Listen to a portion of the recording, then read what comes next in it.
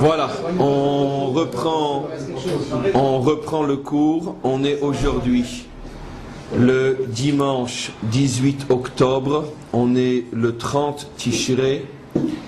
Et le cours, on est Rosh Chodesh, le cours est pour l'élévation de l'âme de Chaim ben Yaakov Genassia et de Yaakov ben Chaim Genassia, Nishmatam Eden. Et donc, puisqu'on avance au fur et à mesure selon les parachiotes, on est arrivé à la parsha de Noach qu'on va étudier comme on a étudié la première Bereshit, bien sûr pas mot pour mot, mais globalement les points qui nous paraissent les plus importants. Et donc on va revenir à la fin de Parshat Bereshit, puisque c'est à la fin de Parshat Bereshit qu'on commence à nous parler de Noach. Donc je vous invite à regarder le verset 28 du chapitre 5, c'est-à-dire pratiquement 4-5 versets, enfin non, une dizaine de versets avant la fin de Bereshit. Donc je répète, le verset 28, on est dans Shvi'i, le verset 28, le chapitre 5, je lis. On passe directement donc au père de Noach. Vayechi lemer shtaim ushmonim shana umeat shana. Lemer a vécu donc 182 ans. Vayoled ben, et il a mis au monde un fils. Vayikra et shemo Noach, il l'a appelé Noach. Noach qui veut dire repos, qui veut dire aussi consolation. Les morts, parce qu'il a dit Zeyenachmenu mema'asenu, c'est lui qui va nous permettre de nous reposer ou d'être consolés. Mais ma'asenu me itzbon de toute la peine, de toute la souffrance du produit de nos mains. Mina adama asher arera avaye, à cause de la malédiction qui a frappé la terre. Donc on avait déjà expliqué à l'époque, la semaine dernière, que lorsque Noach est né, son père était un prophète, et lorsque Noach est né, il a vu qu'à partir de Noach, le monde commencerait à sortir de sa malédiction matérielle, c'est-à-dire comme on le sait jusqu'à Noach, quelle que soit la chose qu'on semait, il poussait des ronces, et donc les hommes avaient besoin de peiner, comme l'avait dit le verset Bezata Pecha, la sueur de ton front. Les hommes peinaient énormément pour sortir quelques ronces qui les nourrissaient à peine.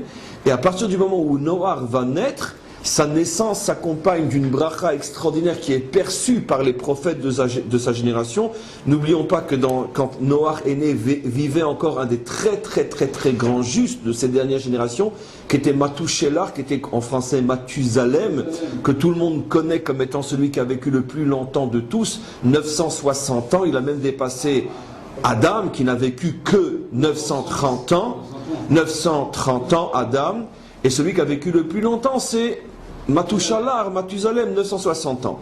Mais ce qu'on sait moins, c'est que c'était aussi un très grand juste, au point que, comme on le voit dans notre parasha Noach, qu'il est mort 7 jours avant que ne commence le déluge, et Dieu n'a pas voulu envoyer le déluge tant que les 7 jours de deuil que la génération a porté pour lui rendre ses derniers honneurs, donc tant que la génération n'a pas terminé les 7 jours, le déluge n'a pas commencé. C'est pour ça qu'on verra plus tard, ou on verra pas, peu importe, mais c'est marqué dans le texte, et ce fut après 7 jours. Alors les commentaires demandent, c'est quoi après 7 jours?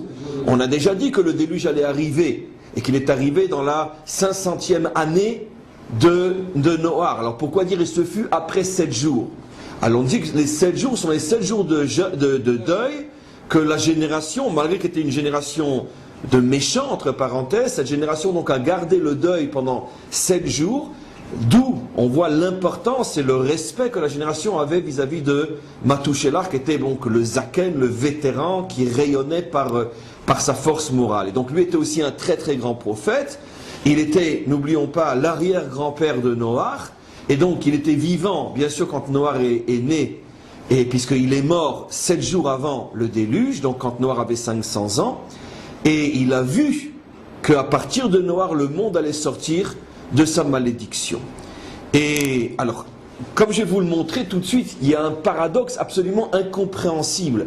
Parce que comment se fait-il que le monde sort ou commence à sortir de sa malédiction avec la naissance de Noach, précisément à un moment de l'histoire où le monde est arrivé à son extrême éloignement de sa source, où le monde a sombré comme jamais dans la débauche, la corruption et l'idolâtrie, au point que c'est précisément à l'époque de Noach que Dieu annonce et réalise la destruction du monde. Il y a donc ici un paradoxe absolument incroyable. Pourquoi faut-il attendre la génération la pire pour que naisse celui qui commence à faire se lever la malédiction sur ce monde? Alors, ça n'a pas empêché bien sûr la disparition de la génération, mais en tout cas par rapport à la malédiction qui avait été proférée sur la terre, cette malédiction a commencé à être levée, puisqu'effectivement nos maîtres nous disent que c'est à l'époque de Noach qu'on a commencé à inventer les premiers instruments de labour, parce que jusqu'à son époque ça n'avait pas de sens, de toute façon il n'y avait rien à labourer, il n'y avait rien à récolter.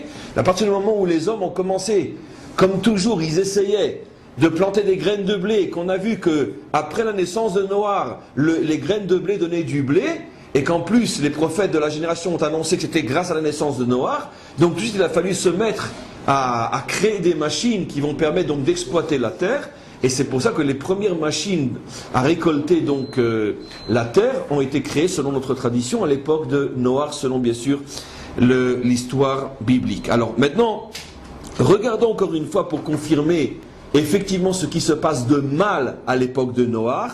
Je prends le verset dans le Maftir, le verset 5 du chapitre 6, bien qu'on parle déjà un petit peu avant de ce qui allait mal, mais c'est résumé surtout à partir du verset 5 du chapitre 6. Vayar Avaye, Avaye a vu, Ki Rabba Ra'at Ha'adam Ba'aretz, que le mal que l'homme faisait sur terre avait atteint son maximum. Donc encore une fois, pour confirmer donc la question que j'ai demandée, comment se fait-il qu'au moment précisément où le mal est au plus grand, vient un homme qui est porteur de bénédiction. Ki Rabba Ra'at Ha'adam Ba'aretz, Vechol Yetzer Marchevot Libo Rak Rakol Hayom. Et toutes les pensées que l'homme produisait étaient mauvaises. Ça veut dire que l'homme était absolument incapable de produire autre chose que des pensées des pensées de méchanceté, de débauche, d'idolâtrie, de corruption, tout ce que vous voulez. Vayinachem Hashem ki asa et Adam ba'aretz. Et Dieu en est arrivé, plutôt Avaye en est arrivé à regretter d'avoir fait l'homme sur la terre. Veitatsev el libo, et ça l'a touché profondément dans son cœur. Alors bien sûr, ce sont des choses qui n'ont pas de sens véritablement.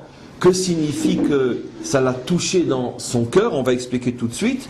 Vaitatsev el libo, c'est presque même assez choquant, puisque bien qu'on est habitué depuis le début de la Parashat Bereshit à voir qu'on utilise, on pourrait dire, des termes humains pour désigner des actions de Dieu. Il a parlé pour créer, il a vu pour dire que tout était bien, etc.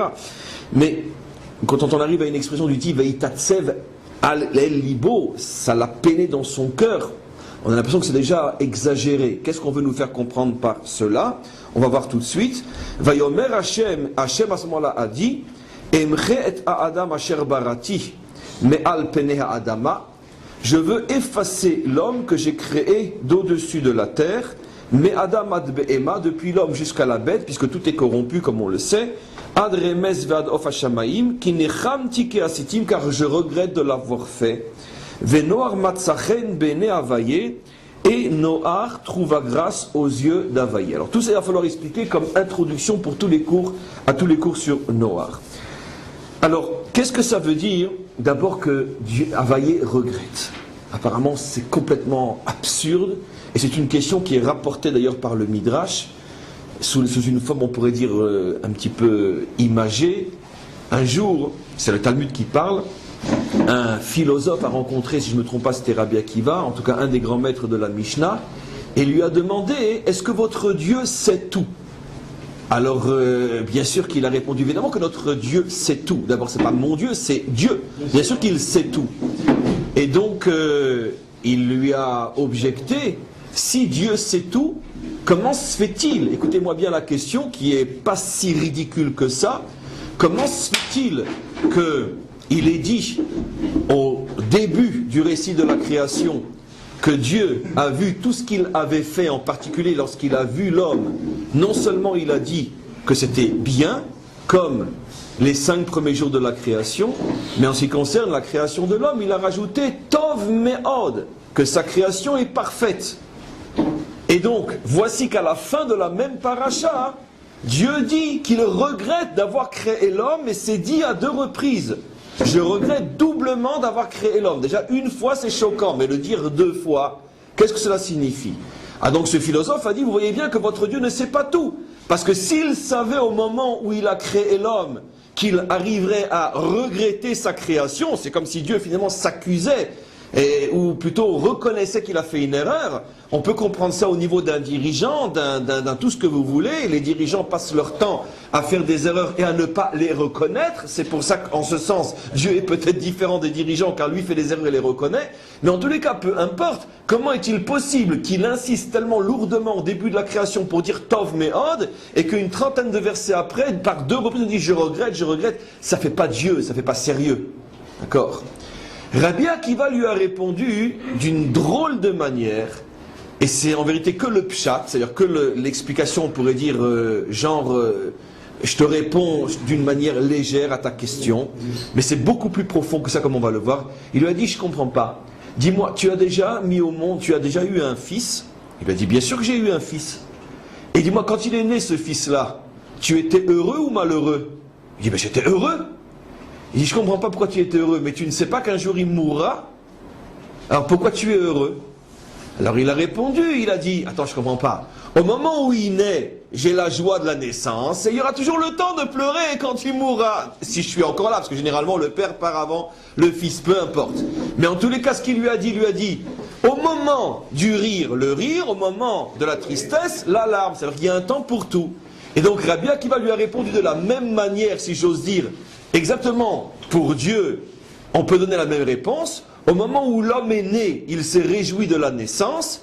Après, quand l'homme est arrivé à une situation de mort, il a regretté la mort de l'homme. Ça, c'est la réponse que Rabbi Akiva donner à ce philosophe-là. Ce philosophe est parti sans demander, on pourrait dire, de reste, qu'en irait que la réponse l'a satisfait. En vérité, cette réponse est extrêmement choquante parce que c'est bien sûr pas applicable au niveau de Dieu, dans la mesure où les paroles qui sont dites dans la Torah sont des paroles éternelles et non des paroles ponctuelles. C'est-à-dire que la réponse qui est donnée, après je vais expliquer encore une fois qu'est-ce que Rabbi Akiva voulait dire, d'abord j'explique en quoi ça ne marche pas. La réponse qui est donnée par Rabbi Akiva ne s'applique pour un homme qui lui ne vit que le moment présent. Et au moment où il est joyeux de la naissance, lui-même ressent que cette joie est ponctuelle à la naissance elle-même. Et lui-même sait que peut-être dans 10 ans déjà, ou plutôt dans 15 ans, sans attendre la mort de l'enfant, lorsque pour la première fois son fils adolescent va lui cracher au visage et va lui dire « va te faire foutre », à ce moment-là, le père commencera peut-être pour la première fois déjà à regretter la naissance de son fils. On n'a pas besoin d'attendre la mort. Mais ça n'empêche qu'un homme vit dans le présent, un homme vit dans le ponctuel, et au moment où il se réjouit, il sait très bien que c'est éphémère. Mais c'est un homme. L'homme vit dans l'éphémère, dans le ponctuel. Mais on ne peut pas donner cette réponse pour Dieu. Dieu est au-delà de l'espace-temps. Donc c'est clair que Dieu n'est pas prisonnier du moment présent. D'où on revient à la question du philosophe. C'est absolument incompréhensible comment Dieu peut dire Tov Me'od lorsque au même moment, si j'ose dire, il est forcément en train déjà de vivre l'échec de la fin de la paracha. Puisque pour Dieu, ce qu'il y aura dans 1000 ans ou ce qu'il y a maintenant, c'est exactement la même chose, puisqu'il englobe le temps. Vous avez compris la question est évidente. Alors pour répondre à cette question, les maîtres de la Kabbalah donnent une réponse extraordinaire, qui montre à quel point les secrets de la Kabbalah peuvent rendre compte d'une notion qui, comme on l'a expliqué au niveau de Rabbi Akiva, semble très terre-à-terre et semble ne pas s'appliquer à Dieu. Regardez le récit de la création. Qui a dit que la création de l'homme était bonne, et très bonne? C'est Dieu, c'est vrai. Mais sous quel nom? Elohim. Et qui dit qu'il regrette par 2 reprises d'avoir créé l'homme? C'est Dieu. Mais sous quel nom? Havayé. L'une des clés les plus extraordinaires que nous, Bnei Israël, possédons dans notre lecture de la Torah, c'est la clé fondamentale, sinon on ne peut rien comprendre. Attention, de quel nom de Dieu s'agit-il? C'est-à-dire de quel niveau du divin s'agit-il? Quel est le niveau du divin qui s'exprime dans l'histoire racontée? Or, on nous dit effectivement que lorsque Elohim a vu l'homme, il a dit c'est Tov Me'od. Mais lorsque Havaye a vu l'homme, il a dit c'est Rameol. Rak Rakolayom, il est mauvais toute la journée, je regrette d'avoir créé. Et quelle est la différence? On a déjà expliqué. C'est que Elohim, justement, désigne un niveau de Dieu tel qu'il s'habille, s'enferme et se limite dans l'histoire et dans la nature. Et donc ce niveau du divin, d'une certaine manière, fonctionne, si j'ose dire, comme le temps et l'histoire fonctionnent. C'est-à-dire au moment de la joie, au moment de la tristesse. Ça veut dire que Dieu lui-même se limite à l'intérieur de son monde et éprouve des joies au moment de la joie, même si plus tard il n'y aura plus de raison d'être joyeux. C'est pour ça qu'au moment où l'homme a été créé, il n'avait pas encore fauté. Automatiquement, Elohim, qui est la dimension de Dieu qui est limitée à l'intérieur de la nature et à l'intérieur de l'histoire, cette dimension a dit, l'homme est très bien. C'est comme s'il faudrait rajouter, pour avoir une bonne traduction, pour l'instant l'homme est très bien. Pourquoi je me permets de rajouter pour l'instant? Parce que c'est Elohim qui parle. Havaye, lui, ne parle jamais pour l'instant. Comprenez?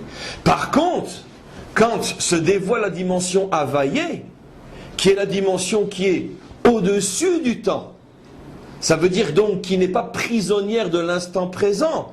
Par rapport à cette dimension, il est dit que dans la génération de Noach, l'homme était mauvais.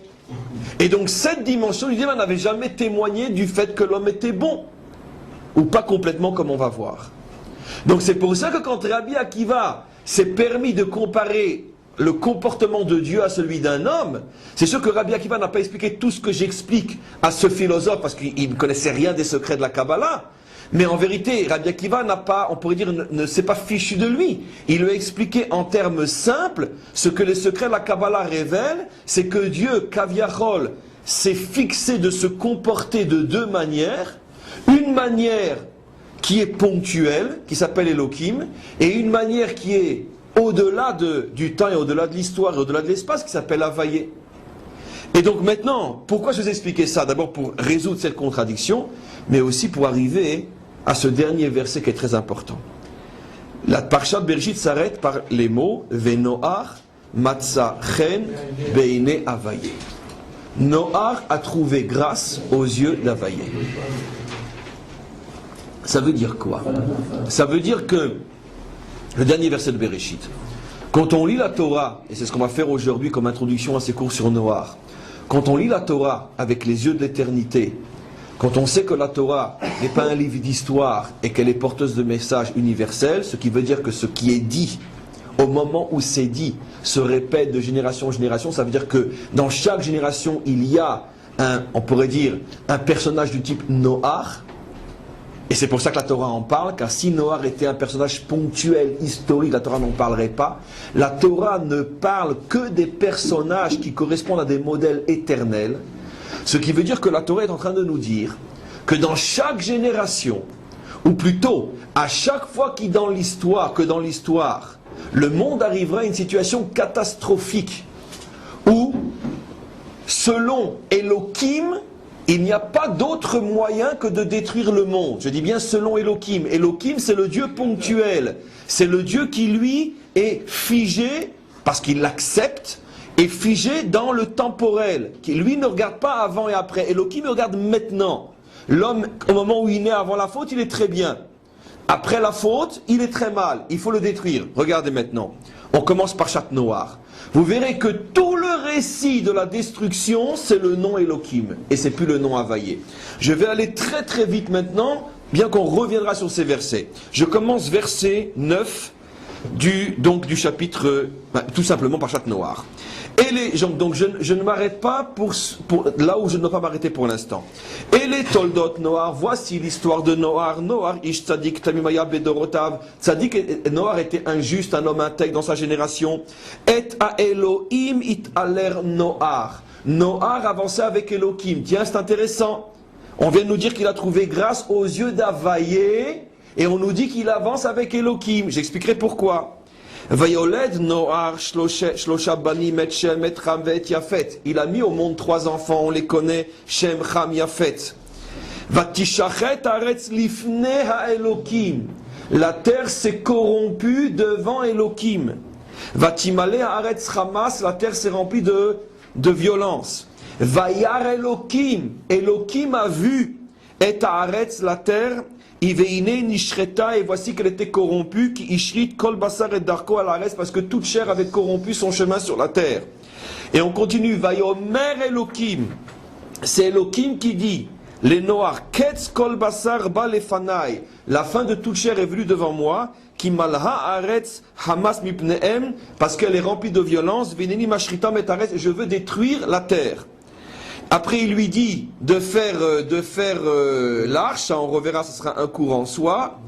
Et après, et voilà, c'est fini. Donc, on voit que tout le récit on pourrait dire de l'annonce de la destruction, c'est le nom Elohim. Et de même, on nous décrit Noach comme étant un serviteur d'Elohim. Or, juste avant, on vient de dire, regardez, je reviens maintenant sur le verset 5, comme on l'a fait dans Parashat Bereshit, encore une fois, on étudie la Torah dans ce qu'elle a, on pourrait dire de plus profond, parce que le plus proche du texte, car le texte, c'est ça l'âme de la Torah, la lettre et l'esprit lui-même. C'est comme ça qu'un juif étudie. Regardez le verset 5, juste avant, Vayar Hashem, Vayar Avaye, qui rabara Adam. C'est Avaye qui voit et non pas Elohim, comme on vient de le voir dans Parashat Noach. Donc, fin de Parashat Bereshit, on nous dit que c'est Avaye qui constate. Il voit que la terre est mauvaise. Vayinachem Avaye qui asa et Adam. Et c'est Avaye qui regrette qu'il a fait l'homme. Et après, Vayomer Avaye emche et Adam. Je veux détruire l'homme. Asher barati. Et on termine. Venoar matzachen beine Avaye. Qu'est-ce qu'on veut nous faire comprendre ici? Pourquoi la fin de Bereshit ne parle que d'Avaye? Et pourquoi la vraie paracha de la destruction qui est noire ne parle que d'Elohim? L'explication est toujours la même que j'ai donnée. S'il n'y avait que le Shem Elohim, personne n'aurait été sauvé. Car même Noach, d'après le Shem Elohim, ne méritait pas d'être sauvé. D'où on le sait, un verset explicite. Le dernier verset de Bereshit, on revient dessus. Venoar matza hen beine avaye. Qu'est-ce que signifie hen? Il a trouvé grâce. Je vous pose une question. Quand quelqu'un trouve grâce et qu'il est châtié, il est gracié, il mérite d'être gracié? Mais non, par définition, on demande la grâce au président. Ici, comme dans tous les pays du monde, enfin modernes, une fois après avoir été condamné, quand c'est de la prison, seulement après avoir fait quelques années de prison pour que tu as commencé le châtiment, seulement après tu peux invoquer la grâce du président. Et jamais au départ. Parce que la grâce ne peut pas contredire le jugement. D'après le jugement, tu es responsable. Maintenant que tu as commencé à être puni et que tu as commencé à prendre conscience de ta responsabilité, éventuellement tu peux faire un recours en grâce. Et le président t'accorde sa grâce. Mais au moment où il t'accorde sa grâce, le président reconnaît que tu es innocent? Non! Tu es coupable. Vous savez que c'est l'une des raisons pour laquelle il y a des prisonniers ou des condamnés plutôt qui ne demandent pas la grâce. Parce qu'ils estiment qu'ils ne sont pas coupables, qu'il y a eu une erreur judiciaire. Et s'ils sont libérés par grâce, ça voudrait dire comme si, en vérité, ils reconnaissaient d'être coupables. Et donc on a des cas célèbres en Israël, peu importe, et dans tous les pays du monde, de gens qui ont fait de très longues années de prison, qui peu importe ont reçu une grave punition, mais qui n'ont pas invoqué la grâce, parce qu'ils n'ont pas voulu reconnaître qu'ils étaient coupables, à tort ou à raison.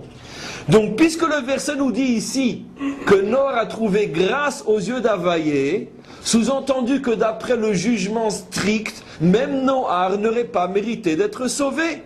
Et on sait très bien que quand la Torah veut nous parler du jugement strict, elle invoque Dieu sous le nom de Elohim, Midat Adin, la Mida de la rigueur.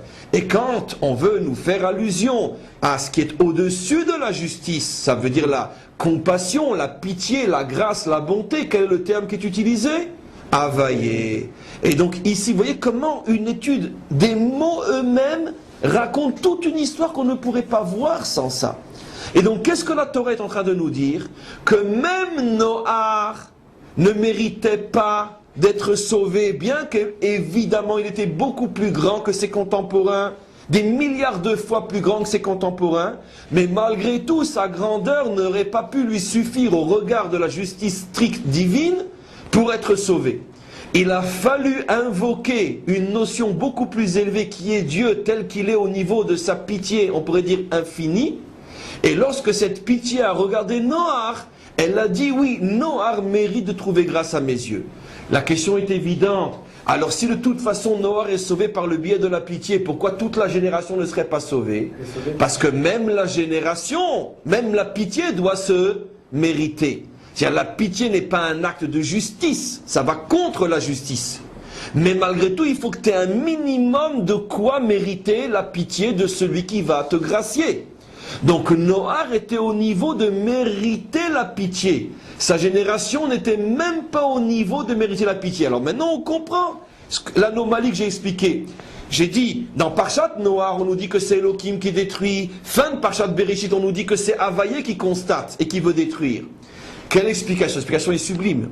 Fin de Parshat Bereshit, ce qu'on veut nous faire comprendre, c'est que même aux yeux de la pitié de Dieu, qui est largement au-dessus de sa justice, même à ce niveau-là, la génération ne méritait pas de pardon. Ça veut dire que la génération est arrivée à un niveau où même selon le regard d'un Dieu de pitié, il ne peut même pas leur pardonner.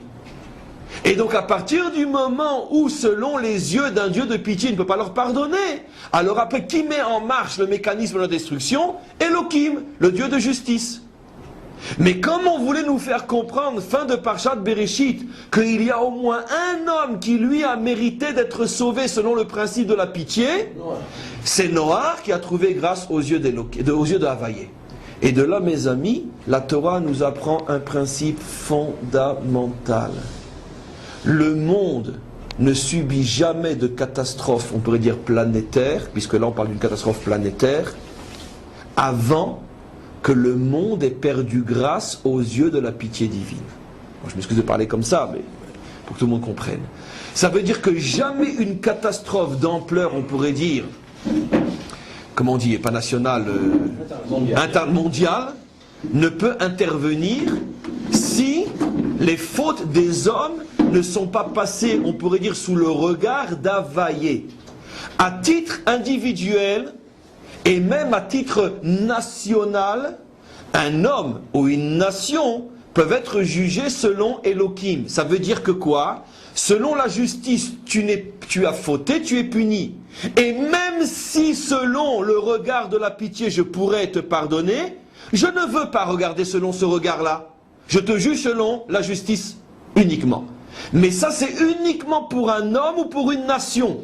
Mais dès qu'on arrive au niveau mondial, Dieu n'autorise jamais la justice à agir avant que les fautes n'ont été présentées devant les yeux de la pitié. C'est extraordinaire comme notion. Et seulement après que les yeux soient présentés, seulement après que les fautes soient présentées devant les yeux de la pitié, à ce moment-là, on décide, est-ce que oui, on envoie la pitié et le monde est sauvé, ou même la pitié n'est pas méritée, le monde n'est pas sauvé. Mais la Torah nous apprend que même dans une situation où le monde ne mérite plus la pitié, il y aura toujours au moins un homme. Cet homme-là est un symbole, c'est un modèle, ça peut être aussi un peuple, car cet homme va devenir plus tard un peuple qui est le peuple juif, bien sûr. Il y aura toujours, on pourrait dire, un humain ou un groupe humain qui, au moins au regard des yeux de la pitié, pourra continuer à traverser l'histoire.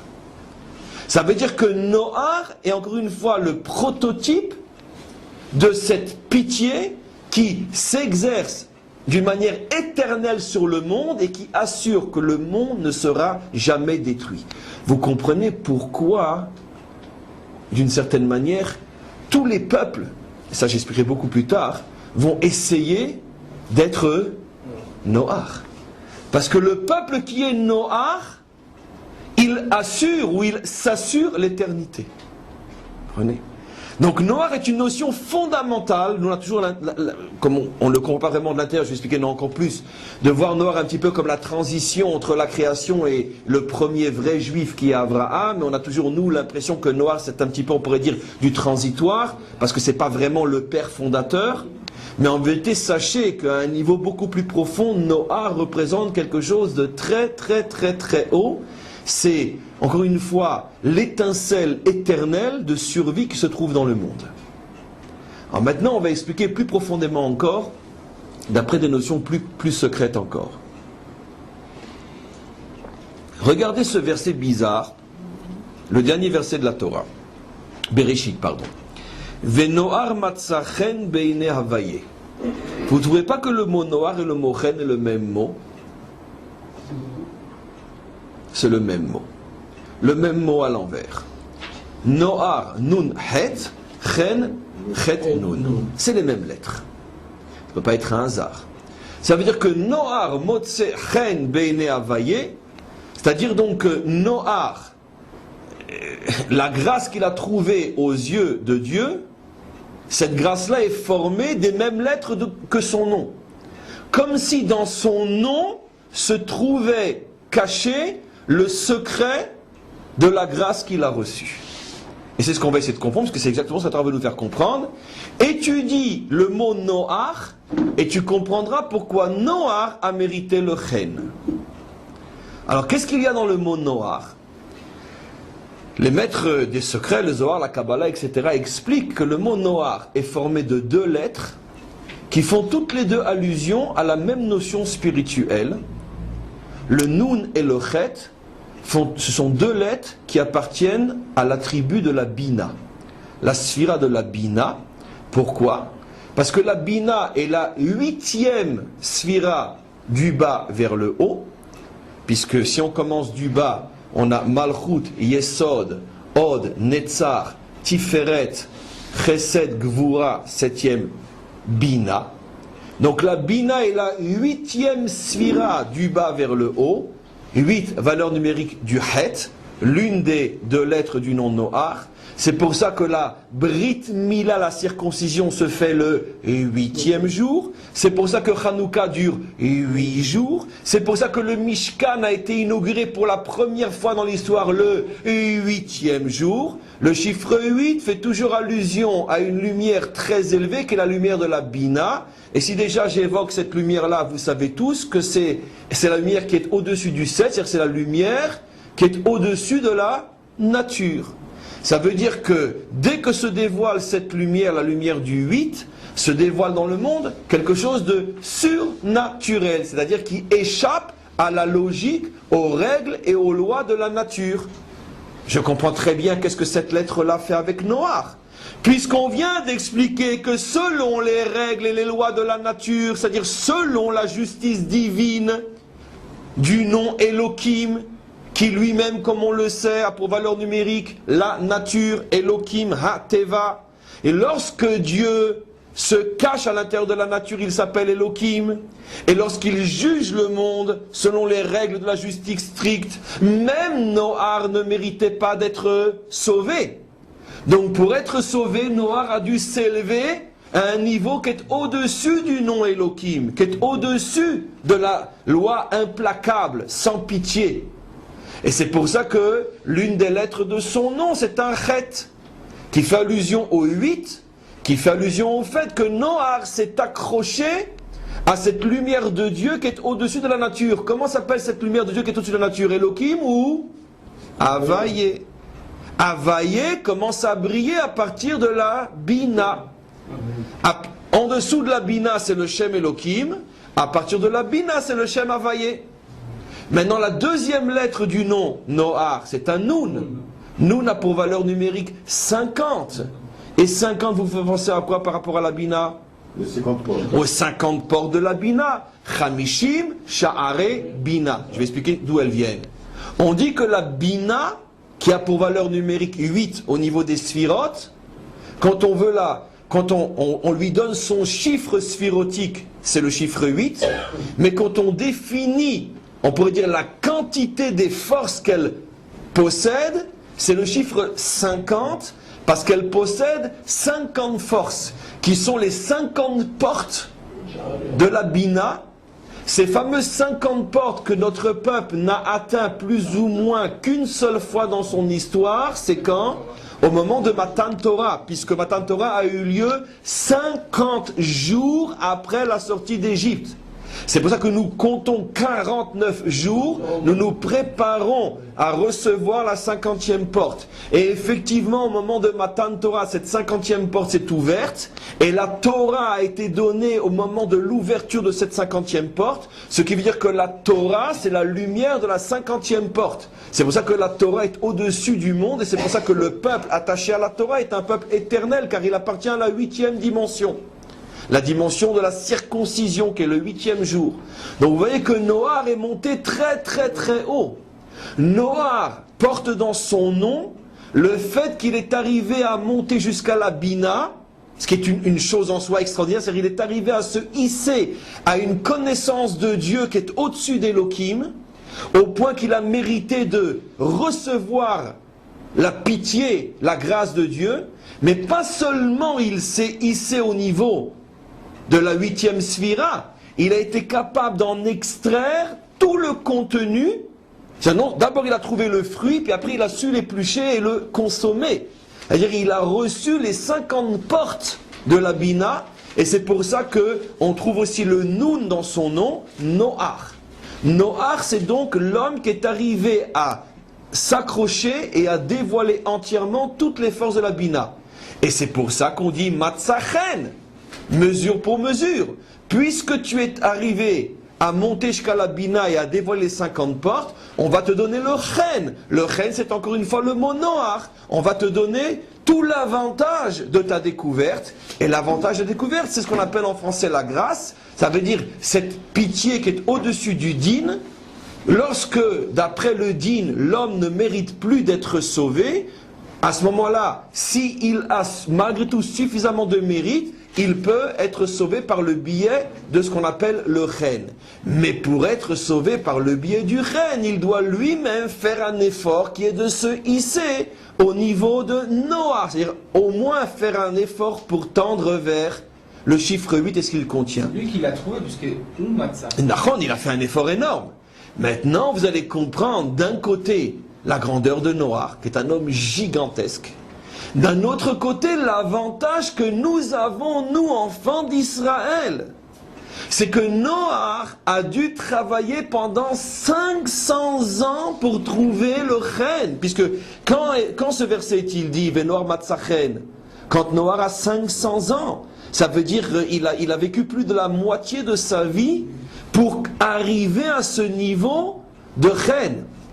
S'appelant Noach, il avait déjà cette potentialité en lui, ça c'est évident. Mais il a le mérite d'avoir su l'utiliser. Vous savez tous qu'on est tous avec une potentialité, mais combien d'entre nous méritent de l'exploiter et de la dévoiler entièrement. Donc il avait cette potentialité, mais il a eu la force de le dévoiler, ça lui a pris 500 ans. Mais nous, enfants d'Israël, qui sommes circoncis à l'âge de 8 jours, et le chiffre 8 est gravé dans notre chair par la circoncision le 8e jour, ce qui veut dire qu'un enfant juif, à l'âge de 8 jours, arrive au niveau de Noach à 500 ans. Je ne sais pas si vous vous rendez compte le raccourci de la circoncision. Et c'est pour ça que tout enfant circoncis s'assure l'éternité. Ça veut dire quoi? Pourtant on va voir qu'il va mourir. C'est le corps qui change. Mais l'âme est éternelle.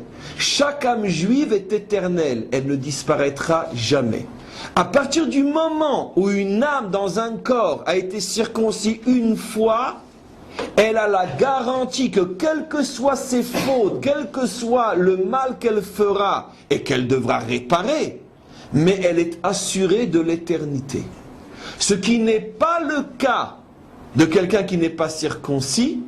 Il n'a aucune garantie que son âme sera éternelle. C'est-à-dire que s'il se comporte bien, évidemment qu'il est éternel. Évidemment qu'il a une place au monde futur, comme ce qu'on appelle Chassidé ou Mota Olam, les justes parmi les nations. Mais par contre, si une âme non circoncis faute, il y a des fautes qui font que cette âme-là est détruite. Est-ce qu'on peut espérer un instant que tous les grands tyrans de l'histoire auront une place dans l'éternité? Bien sûr que non. Parce que les fautes qu'ils ont faites ont détruit toute possibilité d'éternité en eux. Par contre, un juif, à partir du moment où il est circoncis, s'assure que Dieu ne le laissera jamais se perdre complètement. C'est-à-dire que même s'il fait de très très très graves choses et qu'il devra payer très très très très cher, mais la providence s'arrangera toujours pour qu'il y ait un paiement, il y ait une punition qui correspond au mal fait, pour que, quoi qu'il en soit, l'âme ne soit pas perdue. Vous vous rendez compte pourquoi cette mitzvah est une mitzvah capitale? On pourrait presque, on pourrait dire, si j'ose dire, introduire dans le rituel de la circoncision que dès que c'est coupé, on devrait nous tous faire ouf. Pourquoi? Comme pour dire ça y est, il est sauvé. Bien que c'est pas vraiment vrai, parce que peut-être que cette âme-là a déjà été circoncis une autre fois dans une autre vie, mais comme on ne sait pas, on devrait, à chaque fois qu'on circoncie un enfant, on devrait faire ouf. C'est-à-dire que celui-là, c'est sûr qu'il est récupéré. Il est éternel. Même s'il n'est pas circoncis à 8 jours. Comment? Oui, évidemment, s'il est circoncis, s'il y a eu une maladie ou quoi que ce soit, ou peu importe. À partir du moment où il est circoncis, il est sûr et certain qu'il rentre dans l'éternité. Maintenant, cette éternité s'appelle Noach. Comprenez? Ça veut dire c'est cette étincelle qui ne disparaît jamais. Sauf que Noach, lui, l'a acquis par son mérite. Alors maintenant, vous allez comprendre, mes amis, une chose extraordinaire. Je viens de faire allusion à ça. La différence fondamentale entre le juif et le non-juif. Bien sûr que le non-juif a accès à l'éternité. Bien sûr qu'il a accès au monde à venir. Et bien sûr qu'il a une place sur les genoux du bon Dieu. Mais lui, il appartient au cycle qu'on appelle Bnei Noach. Vous savez que dans notre tradition, comment s'appellent tous les non-juifs? Les Bnei Noach. Ça veut dire deux choses. Ça veut dire que eux ne peuvent acquérir l'éternité que par le biais du travail et de l'effort. Et de même, ils doivent toujours faire très attention à ce qu'une faute suffisamment grave ne vienne pas remettre en question tous les efforts et tous les acquis. Ça veut dire que le Ben Noach vit dans une sorte de fragilité spirituelle qui nécessite à la fois un effort intense, mais d'un autre côté, il n'y a pas de garantie absolue. C'est-à-dire qu'il doit toujours faire attention que ne vienne pas une faute cruelle qui détruira tout le mal qu'il s'est donné. Par contre, en ce sens-là, le juif a un avantage qu'il paye très très très très cher. Il y a qu'à voir ce qui se passe aujourd'hui une fois de plus. Cet avantage est loin de nous réjouir, mais c'est un avantage quand même. C'est que le juif, à partir du moment où il est circoncis, est sûr et certain qu'il porte l'éternité en lui, même s'il ne fera aucun effort pour l'acquérir. Simplement que s'il ne fait aucun effort pour l'acquérir, ou bien s'il fait des fautes qui s'attaquent à cette éternité, il va le payer très cher dans ce monde et dans l'autre, mais quoi qu'il en soit, il est d'une certaine manière, si j'ose le dire, sauvé. Vous comprenez? Donc ça c'est l'avantage du juif par rapport au non-juif. Mais d'un autre côté, comme Dieu est fondamentalement juste et qu'il ne fait aucun favoritisme, le peuple qui a reçu l'avantage de la circoncision a aussi reçu le désavantage d'être jugé dans l'histoire avec une rigueur implacable, et ce que tout le monde a le droit de faire, puisque les Russes et les Chinois nous ont condamnés eux aussi. Les Russes ont le droit de faire des massacres depuis des siècles et des décennies, ils ont le droit de massacrer en Tchétchénie. Les Chinois ont le droit, caché de toutes les caméras du monde, de massacrer en veux-tu en voilà les Chinois musulmans, etc. Et personne ne veut trop savoir ce qui se passe là-bas, mais ils ont le droit de nous condamner, nous aussi, sans entrer dans les détails, ce que vaut cette condamnation, car c'est une insulte pour Israël de devoir se justifier. Mais en tous les cas, ça c'est, on pourrait dire, le prix à payer pour être circoncis. Ça veut dire, sache que on ne te laissera rien passer. Ça veut dire que pour que les nations soient condamnées, il faut qu'ils soient au moins au niveau de Hitler. Mais pour nous, pour être condamnés, il faut qu'une balle se soit échappée, se soit perdue involontairement et tuer un enfant. Pourquoi ces deux poids, deux mesures? Mais c'est tout à fait normal. Bon, ça, il n'y a que nous qui devons le savoir. De toute façon, on ne va pas leur dire à eux. Mais c'est normal. Parce que d'un côté, on est porteur d'un avantage inimaginable sur les nations. On est le peuple choisi, élu, éternel. Il ne peut rien nous arriver en tant que peuple. Eux ne sont jamais sûrs qu'ils ne finiront pas dans les musées de l'histoire, comme c'est arrivé à tous leurs prédécesseurs. Donc c'est sûr qu'on a un avantage énorme par rapport à eux. Il faut être capable aussi de payer le prix de cet avantage. C'est pour ça que la Providence nous dit, eux ne seront condamnés comme des criminels de guerre que s'ils massacrent de leurs propres mains des enfants, et vous serez condamnés s'il y a une balle qui est partie et qui a tué un enfant par inadvertance. Ça n'enlève rien, d'accord, on pourrait dire je ne vais pas être grossier, j'aurais presque dit tout ce que vous voulez de leurs accusations. Et tout ce qu'on pourrait dire comme grossièreté n'est pas suffisant. Mais ça, c'est par rapport à eux. Par rapport à nous, nous devons savoir qu'il y a malheureusement une logique à cela. On ne peut pas avoir, comme on dit en français, le beurre et la crème du beurre. Tu ne peux pas revendiquer tu es le peuple élu, et d'un autre côté, tu voudrais être jugé comme les nations. Comprenez? Donc, par rapport à nous, on doit savoir que ce qui nous arrive est d'une certaine manière, malheureusement, justifié. Comprenez ce que j'explique? Dans le sens que ça met en évidence qu'on est justement un peuple au-dessus de tous les autres.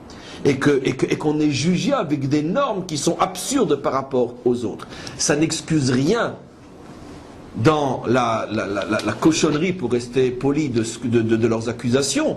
Mais par rapport à nous, il faut savoir qu'il y a quelque chose à comprendre là-dedans. En tous les cas, donc, on a compris, vous voyez, avec ces jeux de mots, c'est le cas de dire des notions absolument inimaginables. Finalement, la Torah nous a exposé ce qu'est Noach, ce qu'est un Ben Noach. Elle fait allusion à ce que c'est un juif, la différence avec un juif. Elle nous parle de la notion de justice, Elohim, la notion de pitié, qui est la dimension de Noach. Il me reste une chose à expliquer avant la fin de ce cours. J'ai commencé le cours, rappelez-vous, en posant une question énorme. Est-ce qu'il y a un rapport entre Noach et la Noir? La réponse, la relation est tellement grande que le Zohar dit que Noach est la lumière du Shabbat. Yom Menucha. C'est la lumière du Shabbat. Et c'est aussi, ça correspond en vérité, on pourrait dire, à la lumière qui est dans la nature. Parce que Shabbat fait partie des lois de la nature. C'est le 7e jour créé. Donc c'est encore une fois quelque chose qui est inscrit dans le monde, que le monde ne peut pas disparaître complètement. Il y aura toujours un Noir qui sauve la mise. En tous les cas, j'avais commencé le cours en posant une question très importante. Comment se fait-il ce paradoxe incompréhensible que c'est précisément dans la génération la pire de toutes que naît l'homme qui commence à mettre fin à la malédiction sur la terre? Puisque c'est ça ce que veut dire Noach, qu'à partir de sa naissance, le monde sort de sa malédiction. Comment? Alors, on peut expliquer au niveau du pshat. Non, la question est, c'est que si déjà on se serait attendu à ce qu'après le déluge, et c'est ça la vraie question, la question est pourquoi on n'a pas attendu qu'après le déluge, une fois que le monde est purifié par le mikvé des eaux, car c'est ça l'intention, de purifier le monde, de le tremper dans les eaux purificatrices, comme quand on se trempe dans un mikvé, pourquoi à ce moment-là on se serait attendu à ce que quand Noach sort de l'arche, là Dieu lui dit sache que maintenant le monde va commencer à sortir de sa malédiction. Or le monde a commencé à sortir de sa malédiction, écoutez-moi bien, 500 ans avant le déluge, au moment de la naissance, au point que le Talmud, c'est dans les textes qu'on étudiera bientôt dans Chélek, au point que le Talmud dit que l'une des raisons qui a précipité la corruption de ces générations-là, c'est qu'il y avait une telle bénédiction dans le monde, au niveau matériel, que les hommes se sont enivrés de plaisir. Et les commentaires posent la question, comment? Une bénédiction. Mais je croyais qu'il ne poussait que des ronces.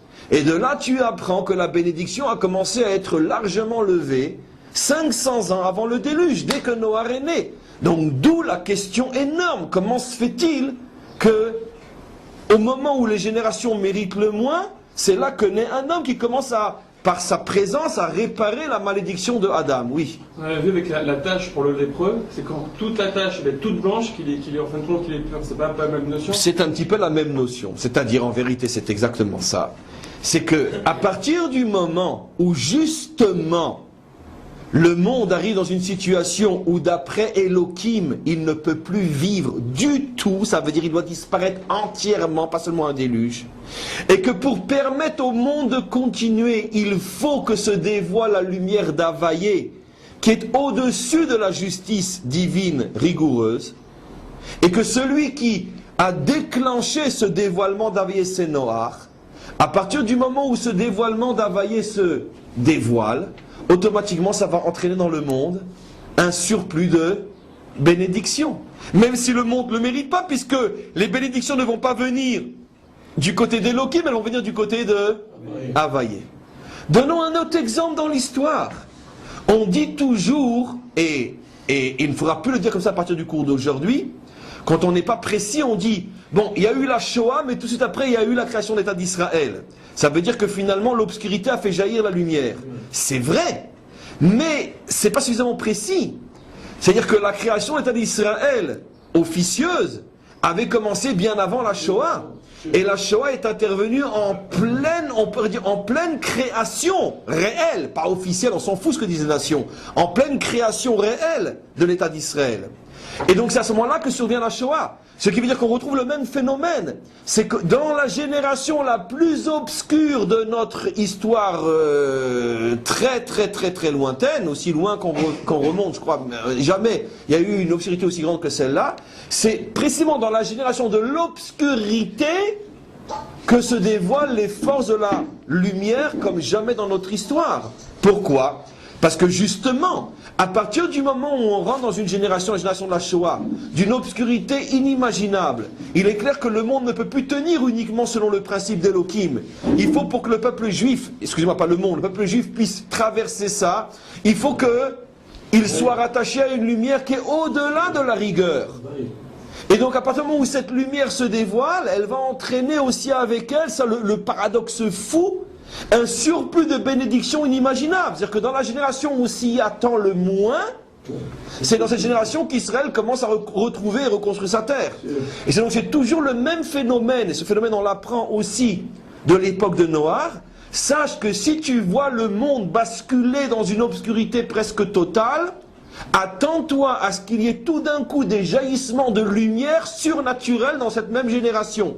Vous comprenez ? Gog et Magog, ça sera ça. Gog et Magog sera une situation où c'est déjà, on est en pleine Gog et Magog. Simplement, c'est une guerre qui dure plusieurs décennies, comme on le sait.